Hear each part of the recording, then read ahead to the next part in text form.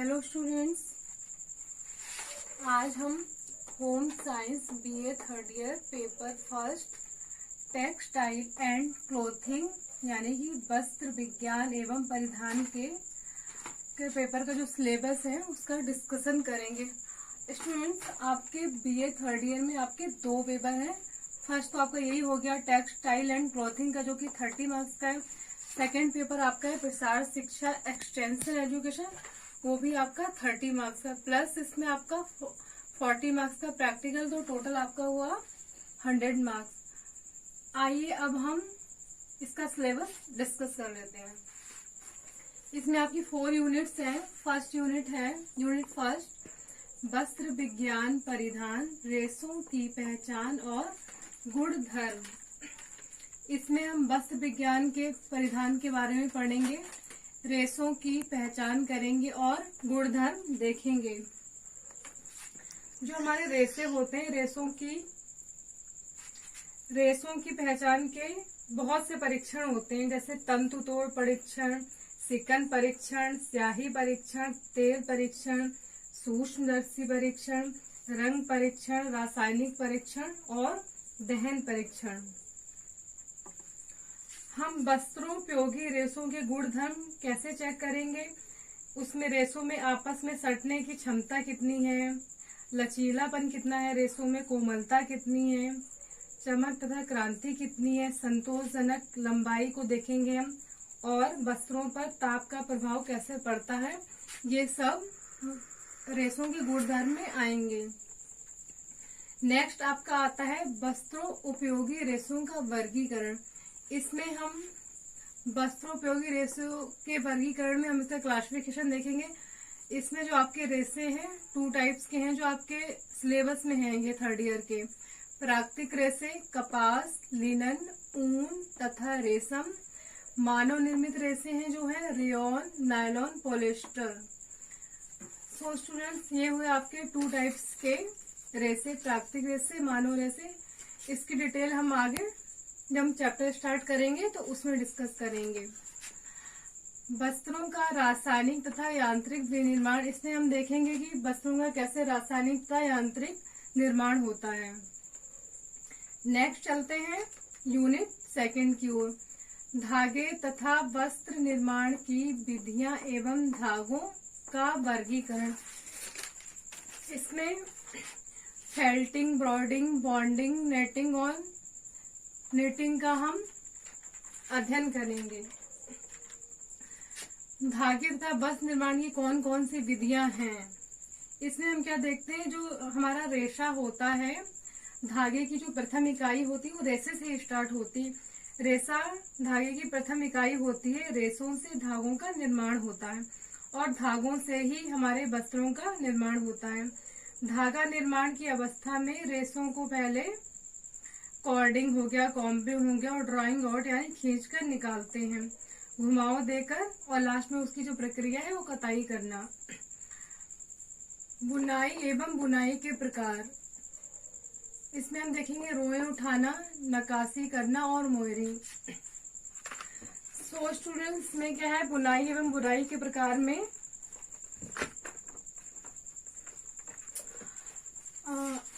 रोएं उठाना, नक्काशी करना तथा मोहरिंग करना।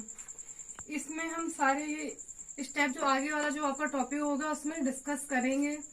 नेक्स्ट आपका आता है कीड़ों से बचाना, अज्वलनशील परिसज्जा, waterproofing, soil release finish.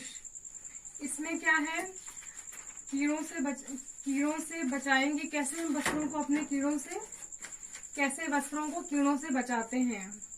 ये जो आपका है वस्त्रों की कीड़ों से रक्षा करने की व्यवस्था भी विशिष्ट परिसज्जा द्वारा संभव होती है। जैसे प्रायः ऊनी कपड़ों को कीड़े काट कर नष्ट कर डालते हैं, अतः किसी किसी ऊनी वस्त्र पर यह परिसज्जा दी जाती है और उसके कुछ विषैले रसायन होते हैं, जैसे फ्लोराइड होगा, आपका सिल्को फ्लोराइड होगा, उसी से हम क्या करेंगे, कीड़ों से बचाव कैसे करेंगे कपड़ों का, इस विधि से।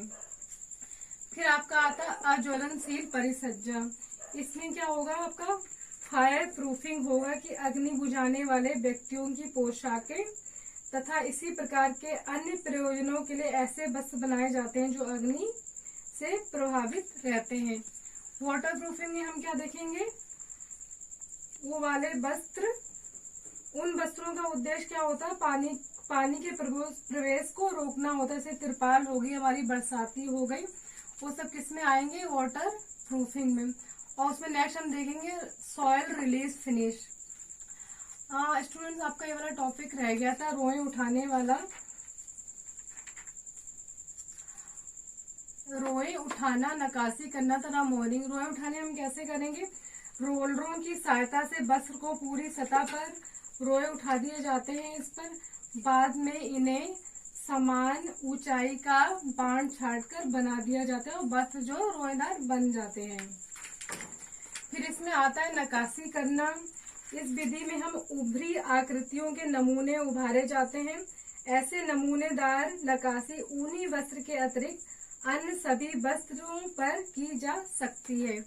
मोयरिंग में क्या होगा कि जैसे मोयरिंग वस्त्रों पर नमूने अंकित करने वाली परिसज्जा होती है, जिससे संपूर्ण वस्त्र की सतह पर जल की लहरों के सदस्य विवरण बनाए जाते हैं। तो ये हो गया मोयरिंग। नेक्स्ट आपका आता है रंगाई एवं छपाई के प्रकार। इसमें हम रंगाई एवं छपाई के प्रकार देखेंगे। रंगाई एवं छपाई में क्या अंतर है, इसको पढ़ेंगे। रंगाई में आपका आता है बाटिक हो गया और टाइन डाई हो गया। इसमें हम, इसके अलावा रंगाई में हम पढ़ेंगे जो प्राकृतिक रंग होते हैं, हमारे संश्लिष्ट रंगों के बारे में पढ़ेंगे। रंगों द्वारा परिसज्जा का रूप देखेंगे। रंगों की क्या क्या अवस्थाएं होती हैं, इन सब के बारे में पढ़ेंगे। छपाई में हम पढ़ेंगे ब्लॉक प्रिंटिंग हो गया, रोलर प्रिंटिंग हो गया, screen and stencil printing. Block printing में हम क्या कहते हैं कि इसमें हमारी ठप्पों की छपाइयां होती हैं। रोलर, फिर आगे आपके स्क्रीन में स्प्रे टाइप की होती है और स्टेंसिल में एक नमूना होता है, उसी में हम कलर को फिनिशिंग करते हैं। यूनिट थर्ड आपकी परिधानों की परिसज्जा। झुलझाकर सतह को चिकना करना। ये देखिए, झुलझाकर सतह को चिकना करना। इसमें क्या होता है कि इस प्रक्रिया से वस्त्र के ऊपरी सतह पर छूटे हुए रोए तथा छोटे रेशों के सिरों को झुलझाकर वस्त्र पर साफ कर दिया जाता है। इसी में झुलझाने की प्रक्रिया होती है। उसके बाद आपका क्या आता है, कटाई हो गया, कड़ा करना हो गया, कुटाई करना। कुटाई करने में हम क्या करेंगे, वस्त्र की बुनाई रूखड़ी हो जाती है और बीच के छिद्र भी दिखाई देते हैं, तो उसमें क्या होगा, आपका बीटिंग की प्रक्रिया हो जाएगी। उसी प्रकार से ये सारा हो गया आपका टेंटरिंग हो गया, ब्लीचिंग, कैलेंडिंग, मर्सराइजिंग। तो जब हम ये यूनिट थर्ड स्टार्ट करेंगे तभी ये आपको समझा देंगे कैसे होगा। नेक्स्ट आपका आता है जो लास्ट है यूनिट फोर्थ, वस्त्र निर्माण के सामान्य सिद्धांत। इसमें हम वस्त्र निर्माण के सामान्य सिद्धांतों के बारे में पढ़ेंगे। खाका बनाना एवं पैटर्न का प्रयोग। इसमें क्या होगा, ड्राफ्टिंग की जाएगी। जैसे कि हम ब्राउन पेपर ले लेते हैं, उसमें जैसे आप लोग क्या करते हैं कि जो आपको पेटीकोट बनाना हो, ब्लाउज बनाना हो, फ्रॉक बनाते हो, आप लोग क्या करते हैं, कपड़ा ले लेते हैं, उसमें चौक से मार्क कर देते हैं, तो उसी हिसाब से आप कटिंग करते हैं। तो इसमें भी क्या होगा, ड्राफ्टिंग में हम पेंसिल से ब्राउन पेपर में सारा मेजरमेंट कर लेंगे, कटिंग करेंगे और बाद में उसका स्टिचिंग का प्रोसेस स्टार्ट होता है। इसमें लास्ट आपका आता है रेशों के चुनाव में कारक। जो हम वस्त्र डेली यूज में पहनने के लिए यूज करते हैं, पार्टी हो गया या किसी भी ओकेजन में, तो उन वस्त्रों में हम क्या देखते हैं, हम अपनी आयु के अनुसार, हमारी जो आय है उसके अनुसार, सीजन कैसा है, गर्मी का मौसम है, सर्दी का मौसम है, गर्मी के मौसम में हम हल्के वस्त्रों का प्रयोग करते हैं और हल्के रंगों का प्रयोग करेंगे। हमारे शरीर की बनावट और आकार क्या है, उस हिसाब से हम वस्त्रों का चुनाव करते हैं। व्यवसाय क्या है, इन सब पॉइंटों को ध्यान में रखते हुए हम अपने वस्त्रों का जो हम चुनाव करते हैं। So students,